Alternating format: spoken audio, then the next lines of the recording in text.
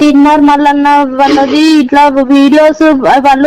Videos అన్ని ఇట్లా నాకు కొంచెం ఈ ప్రాబ్లం లో ఉండి సార్ దగ్గరికి వెళ్తే కొంచెం మాకు హెల్ప్ చేసిండన్న. అంటే మా హస్బెండ్ కొంచెం డ్యూటీకి వెళ్ళలేక ఆయనకి నడుములో నొప్పితో డ్రైవింగ్ చేసి ఇంట్లోనే ఉంటుండే. ఇప్పుడు దగ్గర దగ్గర ఇంటి రెంట్ 2 నెలల నుంచి ఇంటి రెంట్ కట్టలేదు. ఎవరు హెల్ప్ చేశారు? తీన్మార్ మల్లన్న హెల్ప్ చేసిండా మీకు? తీన్మార్ మల్లన్న హెల్ప్ చేసిండు. ఓకే, హెల్ప్ చేసిండు. అది మొత్తము ఇన్స్టాగ్రామ్ లో అప్లోడ్ చేసేసిండు అన్నమాట న్యూస్. ఎవరు మీ ఓడా? మా తీర్మాన్ మల్లన్న వాళ్ళు అందరూ మమ్మల్ని అంటే పిల్లలు బయటికి వెళ్ళినా ఎవరైతే బయటికి వెళ్ళినా ఏదో చీప్ గా చూస్తున్నట్టుగా అంతా ఎట్లాగో మాట్లాడుకోవడాలు అట్లా మాట్లాడుకుంటున్నారు. మా అత్తమ్మ వాళ్ళు కూడా అందరూ ఎంతో మంది ఫోన్లు చేసి వాళ్ళని తిడుతున్నారంట, ఏమేమో చెప్తున్నారన్న. మీకు హెల్ప్ చేసిర్రు, తీన్మార్ మల్లన్న హెల్ప్ చేసినని వాళ్ళు గ్రూప్ లో పెట్టారు అంతేనా? గ్రూప్ లో పెట్టినందుకు అది అందరికి తెలిసిపోయి అట్లా ఎందుకు వెళ్ళి ఆడుకున్నారు బిచ్చపొల్లలాగా అది ఇది అని అంటే మాకు సహాయం చేసే వాళ్ళు ఎవరు లేరన్నా.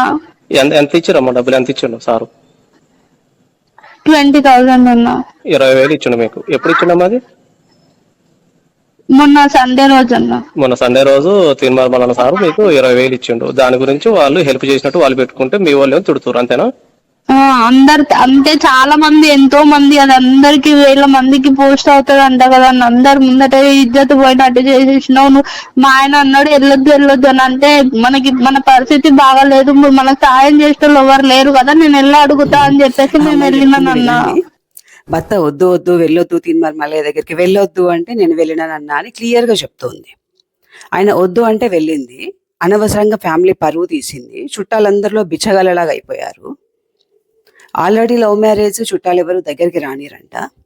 ఇలాంటి టైంలో మళ్ళీ పరువు తీసింది అన్న అవమానంతో పాపం ఆయన ఆత్మహత్య చేసుకుంటే ఈ చావుకి కారణమైనటువంటి తీన్మార్ మల్లయ్య పటేల్ని జస్ట్ కేవలం 15 లక్షలకి ఆశపడి భర్త ప్రాణాలు పోయినా ఆమెకు అవసరం లేదు, భర్త పరువుతో ఆమెకి పని లేదు, పిల్లల భవిష్యత్తుతో ఆమెకి పని లేదు. ఆయన మల్లయ్య పటేల్ ఇచ్చేటువంటి 15 లక్షలకి కక్కుర్తిపడి మల్లన్న బీసీ ఉద్యమం కోసం మా ఆయన మస్తు ఫైట్ చేసిండు. ఆయనకు బీసీ ఉద్యమం అంటే చాలా ఇష్టం. మల్లన్న ఆయన ఎప్పుడు నీ గురించి ఇంట్లో మాట్లాడేవాడు, ఎప్పుడు బీసీ ఉద్యమం అనేవాడు అనేసి ఎన్ని కళ్ళబొల్లి కబుర్లు చెప్తుంది ఆ పిల్ల. నిజంగా కేవలం డబ్బుల కోసం. నిజంగా తీన్మార్ మల్లయ్య పటేల్ అంటే అంత గౌరవం ఉన్నోడైతే మల్లయ్య దగ్గరికి వెళ్ళొద్దు అని ఎందుకంటాడు? ఈ మాటలో మనం అర్థం చేసుకోవచ్చు. ఇప్పుడు ఎలాగో బతకొచ్చు అని చెప్పడానికి లేడు, ఎట్లాగూ చనిపోయిండు, పిల్లల్ని పోషించుకోవాలి అంటే డబ్బులు కావాలి అంటే ఏ బ్రోకర్ గాడు ఏది చెప్తే అది చెప్పడానికి ఆమె రెడీగా ఉంది. దీన్ని తీన్మార్ మల్లయ్య పటేల్ బీసీ ఉద్యమం వైపు మళ్లించిండు.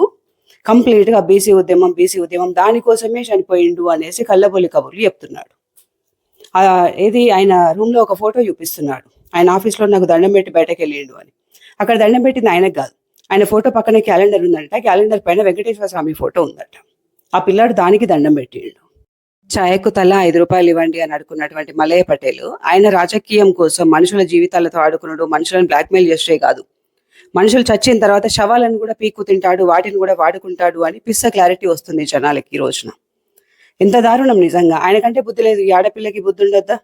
కేవలం మల్లయ్య పటేల్ ఇచ్చే 15 లక్షల కోసం బీసీల కోసం అని ఆ పిల్ల కూడా అబద్ధాలు చెప్తోంది. అసలు ఈశ్వరాచారి చనిపోవడానికి అసలైన కారణం ఆవిడ తీసినటువంటి పరువే. ఇది పరువు హత్య మాత్రమే, కేవలం పరువు కోసం మాత్రమే, చుట్టాలలో పరువు పోయింది అని మాత్రమే ఆయన ఆత్మహత్య చేసుకున్నాడు. బీసీ ఉద్యమానికి ఈశ్వరాచారి తమ్ముడి చావుకి ఎలాంటి సంబంధం లేదు. అనవసరంగా ఇక్కడ రెడ్లు అని రెడ్లని బీసీ ఉద్యమం అని చెప్పి బీసీ తమ్ములని రోడ్డు మీదకి లాగకండి.